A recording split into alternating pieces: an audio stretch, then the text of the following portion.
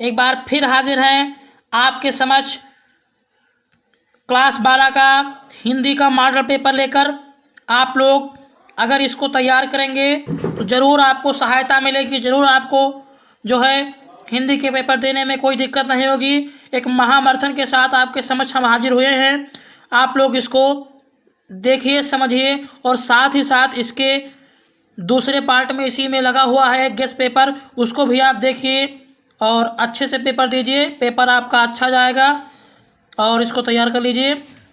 ये पिछले वर्ष का है जो 2022 में पेपर हुआ था सामान्य हिंदी का। बिल्कुल इसी तरह आपका पेपर भी आएगा। समझ लीजिए कैसे क्या होता है। ये 100 नंबर का पेपर होगा। साथ ही साथ समय 3 घंटा 15 मिनट आपको दिए जाएंगे, जिसमें से 15 मिनट आपको पढ़ने के लिए दिए जाएंगे। जो प्रश्न पत्र रहेगा उसको आप पढ़ने के लिए दिए जाएंगे। आपको इसको जरूर पढ़ना पड़ेगा, जरूर पढ़ लीजिएगा तभी उत्तर दीजिएगा। जो निर्देश दिया गया है, निर्देश 1 में संपूर्ण जो प्रश्न पत्र होता है उसको खंडका और बा में यानी 2 खंडकाओं में विभाजित है। सभी प्रश्न आपको करने अनिवार्य रहते हैं। खंडका के जो क्वेश्चन है 100 अजान 1 सुजान, इसको भी आपको जो एक टिक लगाने वाला क्वेश्चन है, बहुविकल्पीय क्वेश्चन जिसे बोलते हैं, इसको भी आपको करना पड़ेगा और इसको आपको टिक लगाना पड़ेगा कौन से थे ये आप लोग तैयार कर लीजिए। ऐसे ही क्वेश्चन आपको ये खा क्वेश्चन में भी लिखा हुआ है कि राष्ट्र का स्वरूप के निबंध के लेखक कौन थे, तो आप जानते हैं डॉक्टर वज्रेश्वर अग्रवाल जी हैं। ध्रुवयात्रा कहानी क्या है, किसकी है, ये आप लोग बताएं। और विद्या श्रीनिवास दादी। ऐसे क्वेश्चन जो आपको मिलेंगे वो खंडका में, जो खंडका रहेगा उसमें 1 और 2 में मिला करके आपको 10 नंबर के क्वेश्चन दिए जाएंगे। 10 क्वेश्चन रहेंगे जिसके आपको उत्तर अपनी उत्तर पुस्तिका में प्रश्न उत्तर संख्या के हिसाब से खंडका में डालने के बाद आपको लिखना पड़ेगा। आप लोग बड़े ही धैर्यपूर्वक से लिखिएगा, सावधानीपूर्वक अच्छी तरीके से लिखिएगा। और जो क्वेश्चन नंबर 3 रहेगा यही क्वेश्चन आपके लिए अच्छा रहता है कि दिए गए गद्यांशों पर आधारित निम्नलिखित प्रश्नों के उत्तर दीजिए। जो गद्य रहेगा उसका संदर्भ सहित व्याख्या करने रहेंगे, 2 दिए जाएंगे जिसमें से आपको एक करना होगा। देख लीजिए, इम्पॉर्टेंट है, ये भी आप देख सकते हैं। इसी से संबंधित क्वेश्चन भी दिए जाएंगे। और फिर 4 नंबर का क्वेश्चन जो रहेगा वो पद्यांश पर आधारित रहेगा। इसमें भी आपको इसका प्रश्नों का उत्तर देना पड़ेगा, कवि का नाम लिखना पड़ेगा, रेखांकित अंशों की व्याख्या करनी पड़ेगी। 2 क्वेश्चन देंगे और 2 में से एक करना रहेगा। और 5वें का जो क्वेश्चन होता है ये जीवन परिचय का आएगा। किसी एक लेखक का साहित्यिक परिचय दीजिए। कभी कभी जीवन परिचय की जगह बच्चे क्या करते हैं, साहित्यिक परिचय लिख देते हैं। और साहित्यिक परिचय की जगह जीवन परिचय ऐसा मत कीजिए। जब साहित्यिक परिचय लिखे बोले तो आपको साहित्य में कहाँ कहाँ उनका योगदान था, निबंध में कैसे था, उनको भाषा शैली कैसे थी, ये सब चीज़ लिखिएगा तभी हो पाएगा। यहाँ पर साहित्यिक परिचय पूछा है 3 लेखक का, इसमें से एक आएगा। आप हो सके तो प्रोफेसर जो सुंदर रेड्डी का याद कर लीजिए या डॉक्टर हजारी प्रसाद द्विवेदी का एपीजे अब्दुल कलाम और डॉक्टर हजारी प्रसाद द्विवेदी में से एक तो 100% क्लियर है आएगा। इसके बाद इसमें भी आएगा, एक पद से भी आता है जयशंकर प्रसाद महादेव वर्मा का साहित्यिक परिचय एवं रचना। यह भी आपको 80 शब्दों में लिखना पड़ेगा। इसमें से तो महादेव वर्मा और जयशंकर प्रसाद में से एक आएगा। एक आता है बहादुर अथवा पंचलाइट कहानी का उद्देश्य लिखिए। उद्देश्य लिखिए कि कौन सी कहानी नौकर द्वारा किस प्रकार से दी गई थी, कहानी आपको लिखना पड़ेगा या सारांश, दोनों में से एक लिखिएगा। एक आता है स्वपठित जो पढ़ा लगा हो वो 80 शब्दों में किसी एक खंड काव्य का अंतर देना हो। ये जिला वाइज बदलता रहता है। हमारे डिस्ट्रिक्ट में श्रवण कुमार खंड काव्य है तो गोंडा में कोई दूसरा होगा, तो बहराइच में हमारे यहाँ ये है। हर जिला का बदलता रहता है। साथ ही साथ जो जिला में रहेगा उस हिसाब से खंड काव्य रहेगा, उसको याद कर लीजिए। जिसमें नायक का चित्र होना चाहिए, पात्र किस प्रकार से है उसका चरित्र का चित्र होना चाहिए, साथ ही साथ नायिका का भी चित्र होना चाहिए। सभी प्रकार से आएंगे। चाहे देखो दिया गया है कि ना, ये अथवा करके हर जिला वाइज का है। हमारे यहाँ श्रवण कुमार का है, कहाँ कहीं पर रसमथी का है, कहीं पर त्याग पत्र का है, सत्य की जीत और सब जगह का बदला होता है।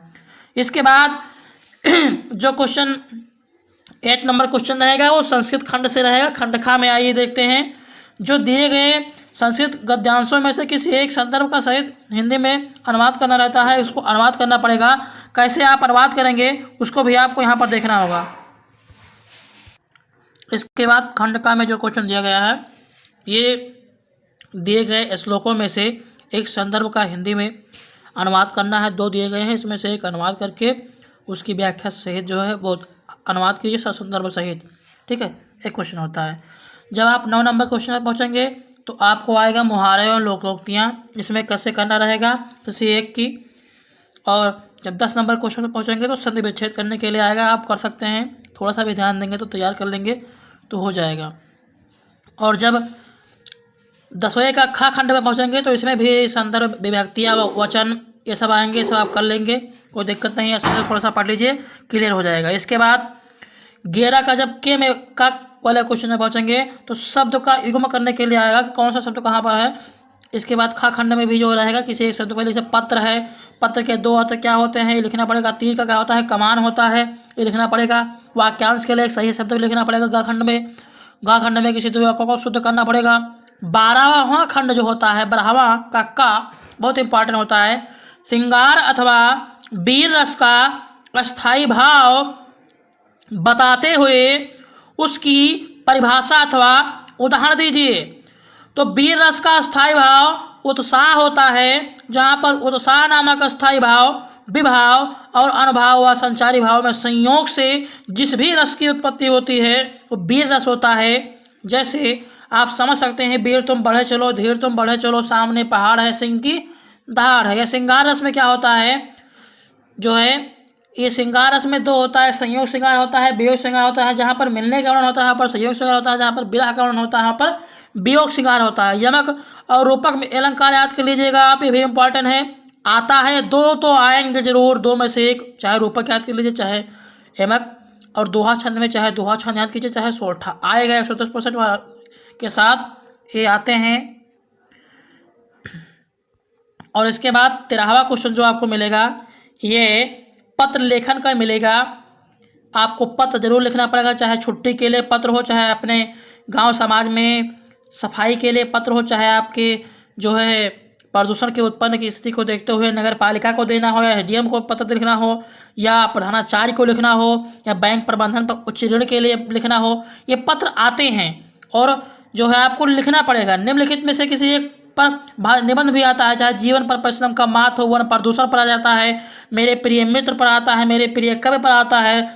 जितने बताया जा रहा है आप लोग तैयार कर लीजिए, इंपॉर्टेंट है इसीलिए बताया जा रहा है। अब आपको इसी में दूसरा पार्ट आपको हम दिखा रहे हैं, ये आपके समझ।